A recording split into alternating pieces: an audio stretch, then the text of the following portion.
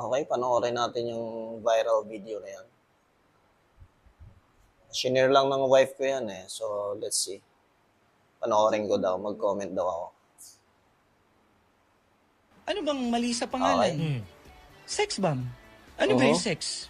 Sex is actually created by God. Iwas doon. Hindi pleasing yun. Hindi maganda impluensya sa mga ibang maraming tao sa Pilipinas, sa mga bata especially. Second, yung damit. Yan. May damit kasing gagalangin ka. Pero may damit na kita yung Wrong cleavage style. mo at saka legs.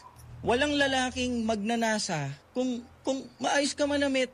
Maraming lalaki gusto makakita ng cleavage tsaka legs eh. Kahit naka-see-through ka pa. Oh, anong sabi ni Jesus? If you look lustfully at the woman, you are already committed adultery in your heart. So, parang sinasabi mo, yung mga... Tignan mo pala ng pagtutungin babae yan, na no? nagnanasa ka, parang ginawa mo na yung physical act. Ano pa? Sayaw. Merong wholesome na sayaw, merong sayaw na seducing. Sige, sumayaw ka ng seducing. Ano mararamdaman ng lalaki pag may sumasayaw na seducing ang atake? Pag wholesome. Pag wholesome, maayos naman Masaya eh. lang. Oh, masaya lang eh. Oo, di ba?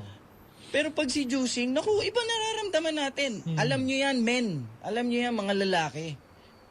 So, umiwas si Icy doon. Bakit? Yun ang will ni Lord eh. A man of God is defined by Christ-like love and leadership. Ngayon, maraming discussion online about what it means to be a godly husband. Some say protection, may nagsasabi authority, some say leadership. And the truth is, all of these matter. Because a man of God is called to protect his family, lead with conviction, and stand firm in his faith.